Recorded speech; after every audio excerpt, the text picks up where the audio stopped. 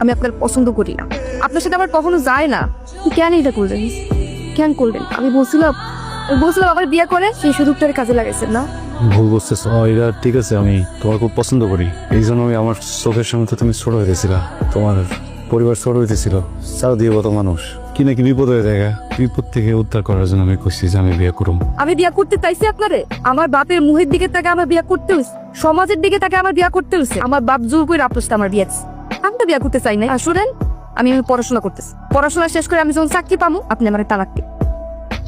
আর আরেকটা কথা, আপনি আমার কখনো শুইতে পারেন, যদি আমার শুইতে আসে আমি কিন্তু ফাঁসি নিব। এই নাস্তা বানা রাখছি, তুমি ডিম ভাজি খাও না পোস্ট খাও এটা তো জানি না, দুইভাবেই করছি, যেটা মন চা খেয়ালো নাও। দুলাভাই হইলো আমাকে খাটে শোনা, কারোর লাগে ঝগড়া বিপদ নাই, মেয়েবাজি নাই, আজেবাজে কোনো নেশাও নাই, টেবিলের দোকানে বহে, সারাদিন সদায় বেছে, সংসারী মানুষ। সংসারী মানুষ? সংসারী না সাই?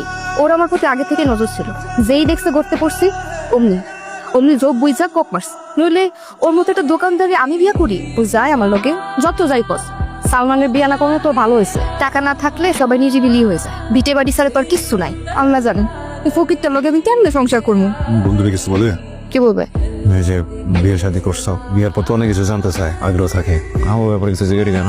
আমাদের মাঝে কিছু আছে যে জানতে চাইবেন? আপনার ব্যাপারে কি কথা বললে আমার পছন্দ হয় না, এই জন্য বলো না। পড়াশোনা চলতেছে ঠিক মতো?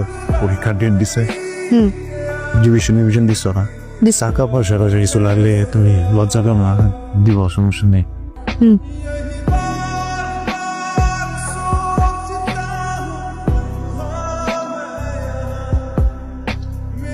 এই যে শোনেন, আমি সিদ্ধান্ত নিচ্ছি আমি ঢাকায় গিয়ে পরীক্ষা দিব। ঢাকায় পরীক্ষা দিতে বকি লিগে? তুমি স্কুল করছো এই জায়গায়, কলেজ করছো এই জায়গায়, এখানকার ভার্সিটিতে পড়ো না, আমি ঢাকায় পরীক্ষা দিব।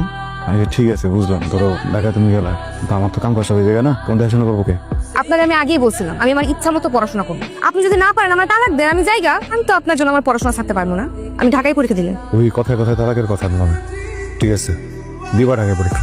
কানতে চোখে লিগে নাই আমার, এটা বুঝছি হয় নাই, তাহলে কানতে হইব, কিন্তু তো কোনো ব্যাপার না। আমার আর ঢাকায় পড়া হয়েছে না। না হলে না হয়েছি, কানতে বকি লিগে? কত স্বপ্ন ছিল পড়াশোনা শেষ করে ভালো একটা চাকরি করবো, আমার কোনো ইচ্ছাই করলো না। কিছু হইব না, বাড়িতে গিয়ে সুন্দর করে পড়লে ঘুরে ভালো চাকরি পাবা, মানুষের পাই তো ভালো চাকরি। আমার আর ঢাকায় পড়া হইলো না, আমি আর পড়াশোনা করবো না। কি কইতেছো? পড়াশোনা ছেড়ে দিবে মানে? এই এদিক তাকাও, সরকারি না হলে না হয়েছে, তুমি প্রাইভেটে করবা? প্রাইভেটে পড়তে মেলা টাকা লাগে, এত টাকা দেওয়ার মতো মুরদ আছে আপনার? আমার আর পড়াশোনা হইব কা? বউরে শহরে পড়াইতে নিবা, খুব ভালো কথা, কিন্তু 2 মাস পর যে তোমার অনার্স ফাইনাল পরীক্ষা, সেটা দিব কেনা? তোমার লেখাপড়া করতে হইব না? আচ্ছা ওইটা দিয়ার নেই, সমস্যা নেই, সময় মতো যদি ভর্তিটা না করে পরে বাপ বোঝার জন্য বাপতে ছাড়লাম, এই নিজে একটা ভাবে কম। পাগল হওয়া ভালো কথা, কিন্তু বউর জন্য এত পাগল হওয়া ভালো না। তুমি জাগা সয় সম্পত্তি বেচা বউরে পড়াইতাছ, বউ দেখবা গেছে, তখন এই জাগা সয় সম্পত্তি এই ভিটা বাড়িটা শুদ্ধ হয়।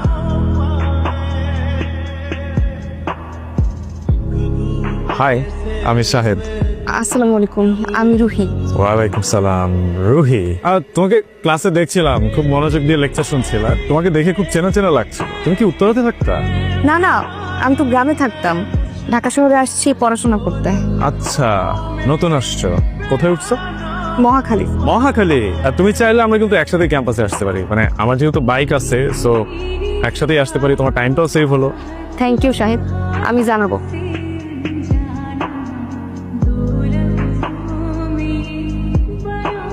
আপনার আমি কইছি আপনি আমার ভার্সিটিতে আসবেন না, আপনি কেন আইছেন?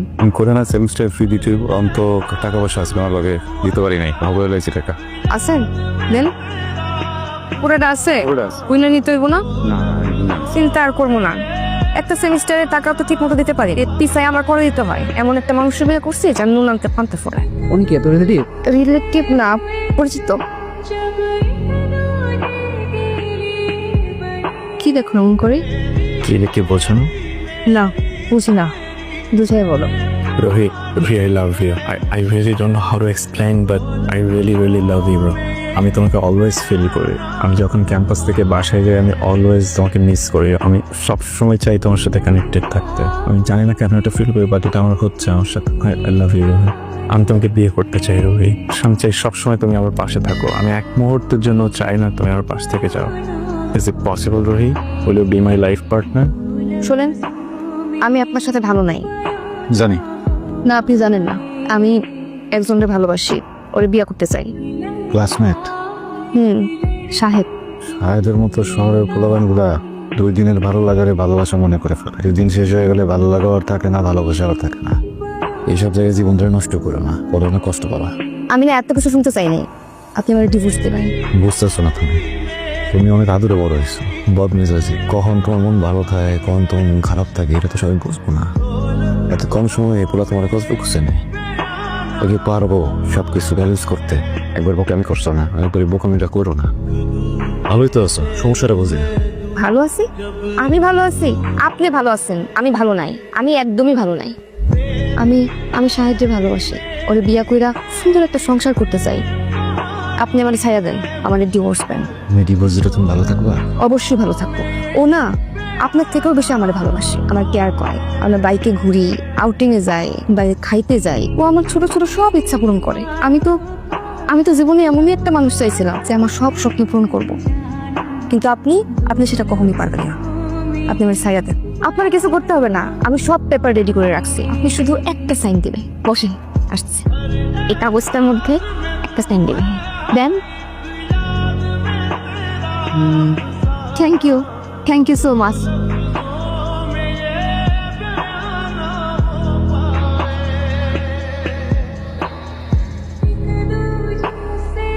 আর রোমেন, তুমি তো লাভ দিয়ে মরে যাবে, বেঁচে যাবে, কিন্তু তোমার বাবা মা ভাই বোন তাদের কি? তারা তো সারা জীবন তোমাকে মনে রাখবে, তাদের কথা তুমি একবারও ভাববে না।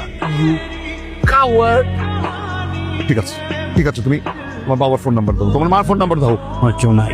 হোয়াট? ঠিক এখান থেকে আমার ছেলে লাভ দিয়ে সুইসাইড করে। হয়তো ওর অনেক দুঃখ ছিল, কষ্ট ছিল, অভিমান ছিল, আমি জানতাম না। কিন্তু বাবা বিশ্বাস করো, আত্মহত্যা কোনো সমাধান না। তোমার জীবনেও হয়তো অনেক কষ্ট আছে, যা হয়তো জানি না, কিন্তু কষ্ট থেকে মুক্তি পাবার রাস্তা এটা না বাবা। তুমি এর সমস্যা। এমন তো কোনো কথা ছিল না সাহেব। কেমন কথা ছিল না বলো তো? তোমার আর আমার কি কথা ছিল? আমি ওইখান থেকে আসার পর তুমি আমাকে বিয়ে করবা। 1 বছর হয়ে গেল, বিয়ের কোনো কথাই তুমি করছো না, বিয়েও করছো না। আমার দায়িত্ব নেওয়ার কথা ছিল, তুমি দায়িত্বটাও নিচ্ছ না। আমি কত কষ্ট করে একটা ছোটখাটো চাকরি ম্যানেজ করেছি, চাকরি করছি, পড়াশোনা করছি, সবকিছু মিলে আমি হিমশিম খেয়ে যাচ্ছি। আমি আর পারছি না। আচ্ছা রুহি, দেখো আমার সেমিস্টার ফি দিতে হবে, সেমিস্টার পরীক্ষার সময় হয়ে গেছে। আমি হয় তুমি আমার পড়াশোনার দায়িত্ব নাও, হয় আমার এই শহরে থাকা খাওয়ার ব্যবস্থা করো প্লিজ। আমি একা পাচ্ছি না সাহেব। সবচেয়ে তো টাকা করো শুধুমাত্র এই একটা কারণে আমি তোমাকে এখন পর্যন্ত বিয়ে, কারণ আমি বিশ্বাস করতে পারতেছি না যে তুমি আসলেই ভালোবেসে আমার সাথে আসছো, এভাবে সবকিছু দিতে আসছো। I am really confuse.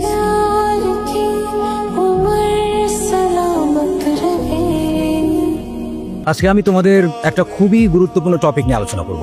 তুমি জি স্যার। না বসো। কি যেন নাম তোমার? সন্দেশ। সাইল্যান্ড সন্দেশ, খুবই সুন্দর নাম। Thank you sir. তুমি তোমার ফ্যামিলির অনেক আদরের, তাই না? একদম।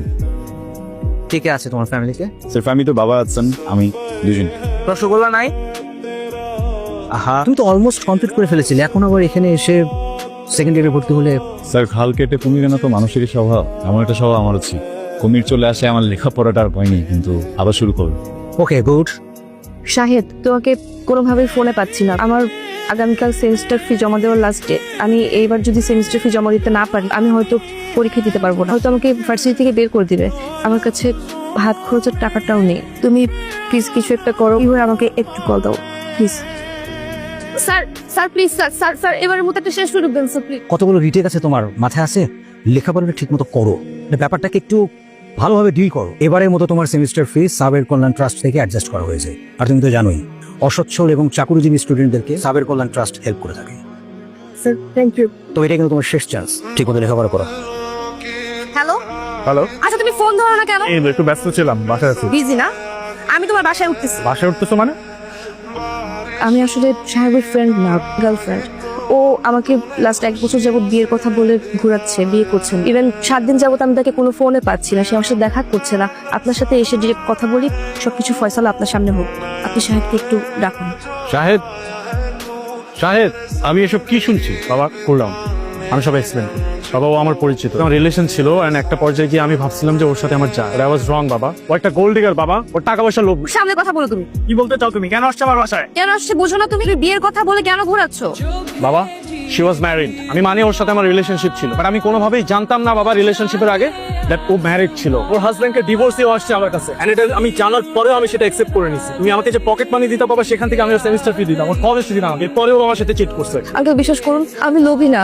হ্যাঁ, আমি যা করেছি সবকিছু ওকে ভালোবেসে করেছি। আমার হাজবেন্ডের সাথে লাস্ট টাইম আমার বলি মনে হচ্ছিল না, আমি ওকে ভালোবেসে আমার হাজবেন্ডকে আমি ডিভোর্স দিই। এরপর থেকে আমি ঢাকা শহরে একা থাকি, ছোট একটা জব করি, টাকা দিয়ে আমি নিজে সব খরচ চালাই।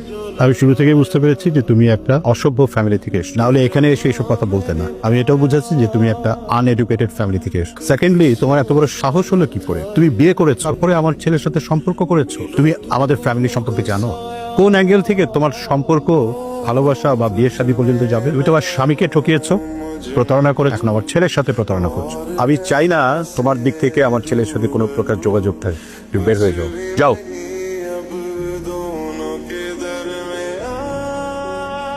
আসসালামু আলাইকুম স্যার। স্যার আমি রেডি হচ্ছি, অফিস আসছি। আজ থেকে আপনাকে আর কাজে আসতে হবে না। জি স্যার। স্যার কি বলছেন? কেন? আমি কি করেছি? আপনি কি করেছেন সেটা আপনি জানেন না। স্যার আমি তো নিয়মিত অফিসে আসি, আমি সব কাজ মন দিয়ে করি। কেন এমন হচ্ছে? কেন কেন করা হচ্ছে এমন? আমাদের এখানে আসলে সভ্য মানুষের জন্য চাকরির ব্যবস্থা আছে। কি মনে হয় গতকাল একটি বাড়িতে গিয়ে সিনক্রেট করে এসেছি, আসলে আমাদের বসের ব্রেন খান থেকে ফোন এসেছে যে ধরনের ঘটনা ঘটছে, তারপর আপনার এই চাকরিটা আসলে we are really sorry. Sandesh, আমি তোমাকে এখানে দেখে খুব খুশি হয়েছি।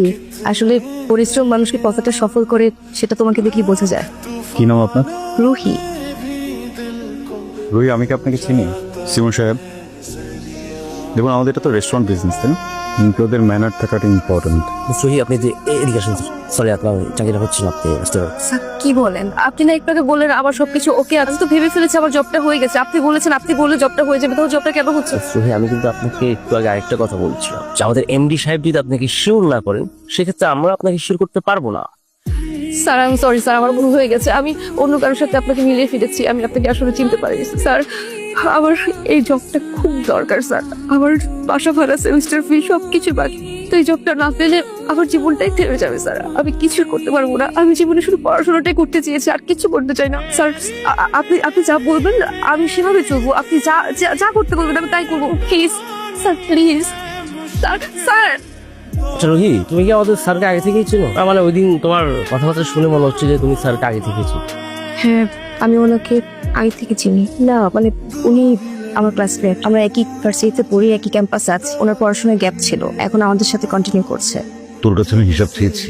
বাবা, এরকম করলে তো হবে না, তাই না? আমি তো একটা দায়িত্ব নিয়েছি, এই জায়গাটা কিন্তু একটু চেক করা উচিত। টাকা পয়সার বিষয়, ব্যবসার বিষয়, এখানে আসলে এইভাবে সবাইকে ছাড় দিতে হবে।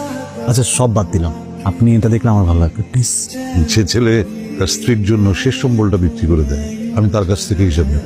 দেখ বাবা, তুই ছাড়া আমার আর কে আছে? এতদিন এগুলো সব আমি কষ্ট করে সামলেছি, এখন থেকে তুই সামলাবি। আমাকে তো কোনো হিসাব দিতে হবে, তুই তোর মতো করে চালা।